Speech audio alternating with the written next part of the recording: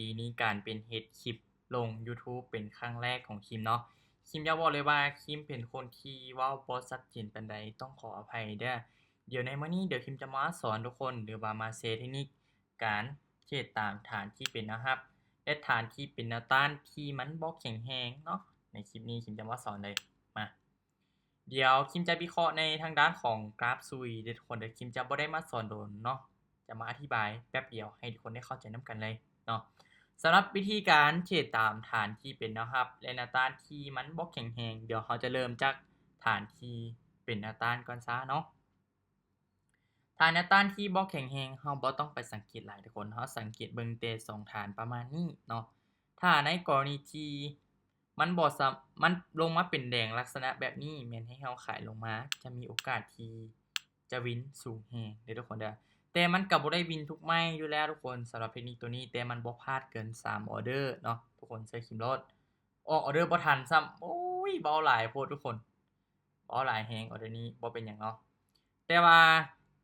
เทียนหั่นน่ะทุกคนมันต้องบ่จงใส่ไว้ถึงเด้อทุกคนเด้อมันต้องบ่จงใส่ไว้ถึงเขาจึงจะสามารถขายลงมาต่อได้ถ้าหากว่าเทียนมันจงใส่ไว้ตัวถึงประมาณนี้แม่นทุกคนบ่ต้องออกออร์เดอร์มันจะมีความเสี่ยงที่สูงเนาะถ้าหากว่าตลาดมันขึ้นไปต่อเราก็ตีเส้นใหม่เนาะประมาณนี้โอเคถ้าหากว่ามันลงมาเป็นแดงถ้าหากว่าบ่จงใส่ไว้ทางเทิงแม่นคิมจะขายลงมาด้วยความมั่นใจเลยไปอยู่85เหรียญเลยก็ได้คือกันเนาะกำไรไปเกือบทั้งหมดเลยในโซนนี้คือถ้าหากว่ามันบ่จงใส่เทียนไว้ทางเทิงเด้อทุกคนเด้อแม่นให้ทุกคนตามขายลงมาอย่างเดียวเลยบ่ต้องไปซื้อเด้อขายลงมาอย่างเดียวจะมีโอกาสวินสูงแรงโอเคขายลงมาเนาะแต่ว่า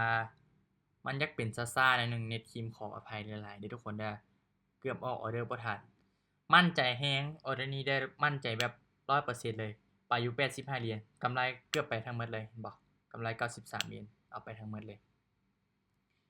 มันตรงตามเทคนิคของคิมเป๊ะๆถ้าหากว่าในกรณีที่มันต่ำ2ฐานประมาณนี้แม่นให้ทุกคนตามขายลงมาอย่างเดียวบ่ต้องไปซื้อเด้อขายลงมาจะมีโอกาสที่จะวินสูงแรงเนาะเหลือเวลาอีก6วิมาเบิ่งนำกันว่าจะเป็นไปตามที่คิมได้วิเคราะห์บ่เห็นบ่1วินสวยงาม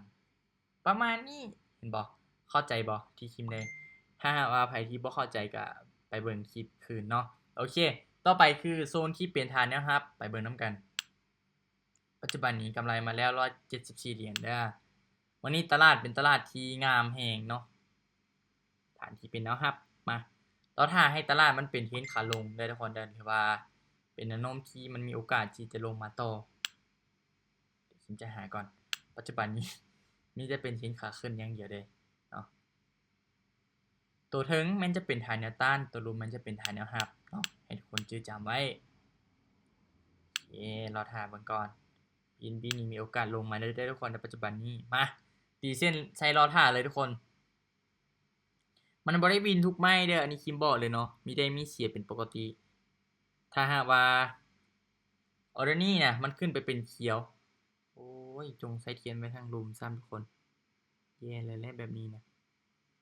โอเคประมาณนี้ซะ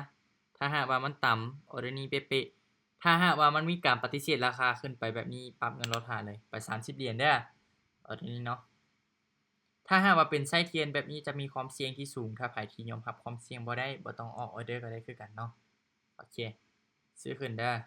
ทันบ่เนาะเน็ตช้าทุกคนขออภัยหลายๆโอเคซื้อขึ้นแล้วมาเบิ่งนำกันเดี๋ยวคิมจะขอรีเด้อเน็ตช้าแฮงทุกคนขออภัยหลายๆเด้อมาเบิ่งนำกันออร์เดอร์นี้ปฏิเสธราคาขึ้นจนว่าไปปิดเป็นเขียวทุกคนถ้าหากว่ามันตามฐานแบบนี้แม่นให้ทุกคนตามซื้อขึ้นเด้อสำหรับตัวนี้คือจะเป็นฐานที่เป็นแนวรับถ้าหากว่ามันต่ำเป๊ะๆแฮ่งมีโอกาสวินสูงกว่านี้ทุกคนเด้อทุกคนนะอันนี้คิมแนะนำเลยเทคนิคนี้บ่พลาดเกิน5ออร์เดอร์เนาะโอเคสวยงามเห็นบ่กำไรเท่าใดทุกคนว่ากำไรมา200กับ2เหรียญเห็นบ่เทคนิคนี้คือมันสามารถสร้างกำไรจากการเทรดนี้ได้แท้คิมจึงกล้ามาแชร์ต่อให้กับทุกคนถ้าหากว่ามันบ่สามารถเก่งกำไรจากการเทรดนี้อะได้แท้นะคิมบ่กล้าเอามาแชร์ให้กับทุกคนดอกเนาะโอเค